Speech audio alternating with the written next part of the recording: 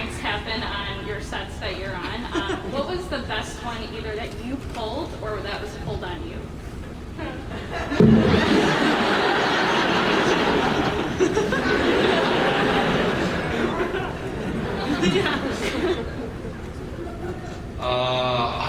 I can't recall one. Nothing springs to mind. But I'll tell you about one that did happen to me when I was working with Val Kilmer. I came back from set one day, and we have this, at this sort of area called the circus where our trailers are, where our young change and stuff, and right opposite was the makeup trailer, and Val's uncharacteristically sitting on the steps of the makeup trailer talking to members of the crew, which he never did. I thought that's really strange, so I went up and talked to him for a bit, and we're all just, standing around and shooting the breeze. And then I go to my trailer and I open it and scream, because there in front of me is at my head level, raised with its hood in full strike mode, is a cobra with its fangs like that, like a real, obviously it's a real one, but it's dead, thankfully. I literally jumped. I'm petrified of snakes, and because we just don't have them in New Zealand. And he thought that was hilarious. They were all rolling around laughing, and they came and picked a snake up. It was one that, because it was in a coil, and it was just like. And I swore that I'd get him back, but I have not yet. But I will. I've told the story many times, but I'll tell it again. I was fast asleep in bed, and it was like 3 a.m, and the phone rings, and I'm like, what the? And I pick up the phone, and it's my agent calling me from LA, and she's like, Karl, you gotta get on the plane. You can't not get on the plane. I'll buy you another pair of red socks. I'll buy you the lucky red socks, but if you don't get on the plane, the studio's gonna flip, and I don't know if they're gonna employ you again, Karl. Please, you gotta get on the plane. I'm like, Jenny, what the hell's going on? What are you talking about? Silence.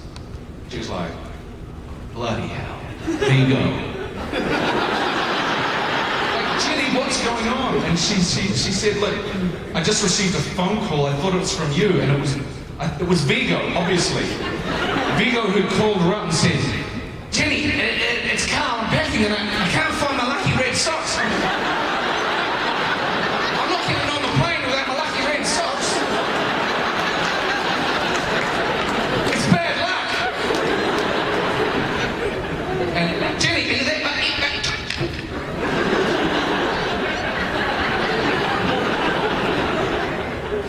Fast forward 10 years.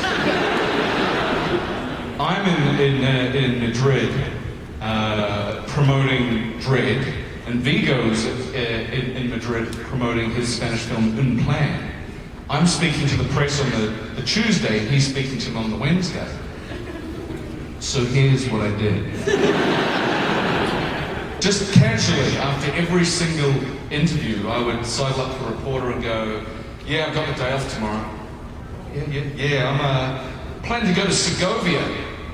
It's my mate Vigo, he's bought a goat farm. Yeah, he's got 2,000 goats. He's making goat cheese. I want to see that. It made the national news. Televised national news. Vigo Mortensen buys goat farm in Segovia. I went out to dinner with Vigo that night. He'd already seen the news. So the next day, he goes in to do his interviews. Nobody wants to talk about his movie. They want to talk about his goat farm. He got so sick of denying the fact that he had a goat farm that he just started to go, yes, I did buy a goat farm. I like the spotted goats because they fart less and their cheese is sweet.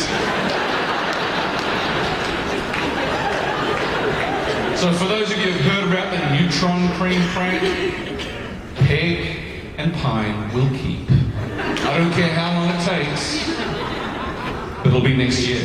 I have plans. Let's just do a special draft, right? So we'll do a special draft of the next film, and then we'll get together and have like a special cast table reading. And we would get there, and Pine and Pegg would discover that they had no lines. Suddenly, Bones is the captain of the ship and saves the ship when there's an engineering malfunction. But that'll be a bit. I'm not going to do that. I've got something even better planned. Do you prefer the long prank, kind of the long con, or do you like the quick payoff? Like, would you prefer it going throughout the entire production, or it pays off in one day? No, I prefer an ongoing sequence of prank versus prank. I'm almost human. I had this great friend and driver, his name was Steve, and we would prank each other hard out. I mean, this guy was serious, and his first attempts were like epic failures. Like, I'd be walking to my trailer, and he'd have like a gorilla mask on, and I'd sort of see something under my trailer, and he'd go, "Ah!" But he would get stuck, and I'm like, "What are you doing?" And so he became like obsessed, like he had to get me. And it degenerated in the fact, like he would do things like I would come back from set at the end of a really long day, and I'd go to get in my car, and I'd put my hand on the door, and there's honey on the door. And so here's what I did to get him back. I went up to his car. This is really evil. And I put peanut butter in his window shield wipers.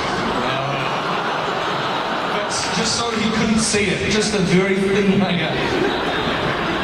And it didn't rain for a week. And then it bucketed down. And he tells the story where he's driving along and he flicks the window wipers on. And all of a sudden he can't see because the peanut butter's got oil in it.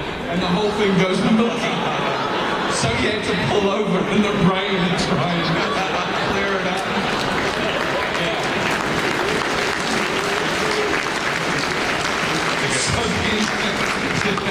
So then there's another one where we would sit in my trailer and play this Wii golf. And I come back one day and he's in my trailer, and it's the end of the day and I'm getting changed. I'm looking for my trousers and I can't find them. They're in the freezer, along with my boots. Another time, the same thing. Getting changed at the end of the day, and we're playing this game, and I'm about to put my boots on, and I get them as these boots, and I look at them, and something looks odd, but I don't quite register. I put my foot in it, and it just feels weird. I was like, what? And so I pull my boot off, and there's this like of powder, white powder filled my trailer. And he'd gone and gotten a fire extinguisher and filled my boots with fire powder. And I was like, just like so vexed. And so he runs out of my trailer laughing his ass off. He's laughing. And I'm poking my trailer going, that's a good one, you bastard. So I grabbed seriously, I had to get him back instantly. So I picked up a fire extinguisher, but I didn't realize it was the powder one. And I was like, sort of, sticking my head out, going, that's a good one. And he was laughing. And then he was calling people around to look, because the powder was still like flowing out of my trailer. It was literally, you couldn't see in there. It was that much powder. And so as he came closer, I'd stick my head out, laugh a bit, come in, and then wait for him. And then when he came real close, I hit him with the fire extinguisher. But unbeknownst to me, Michael Ealy had come out and joined him.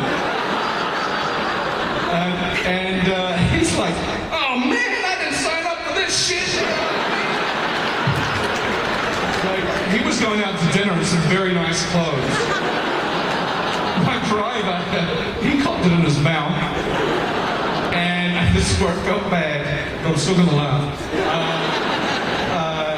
after he dropped Mike and I off that night, he had to pull over and vomit because it went everywhere.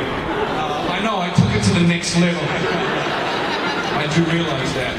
But the best one, the one that I really enjoyed, was, and it took a while to sew this one. So every day I was like going, we had about like 2 weeks left to shoot, and I was like, you know what, I've got to return that rental car. Yeah, I've got to do that. Yeah, I must do that. And then he's such a great guy. He goes, I knew he would. He goes, I'll do that for you, man. I'm sure. He goes, yeah, absolutely. I'm like, oh, really? Okay. So then the next day, he goes to collect the rental car. But unbeknownst to him, what I'd done is, and I picked for a really rainy day.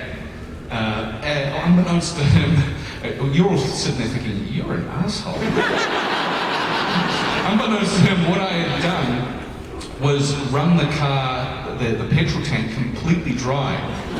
And so he gets in the car and he gets out of the building and he gets like 100 meters and then pop, pop, pop, pop, and it stops. And he's in the middle of downtown, there's traffic backed up everywhere and it's raining and he has to go and find petrol. That was funny. You gotta give Steve credit, because from inauspicious beginnings of a clumsy gorilla to fire extinguisher, he upped his game. So. This guy was, I think I got off quite lightly. I'll tell you what he did. This is one of the things he did. He put a cone, in my parking space. I drove to work one day. He put a cone and it was covered with honey. And crap and peanut butter or whatever crap, and and he puts himself in a van with dark windows and he's filming it. And so I pull in, and I don't know why I get distracted, but there's this beautiful makeup artist comes out of the building and she goes, "Oh, I'll do it," and she goes to pick up the cone that's in my parking spot, and instead of jumping out of the van and warning her, he just films it. So this guy deserved what he got. He deserved it. He was like,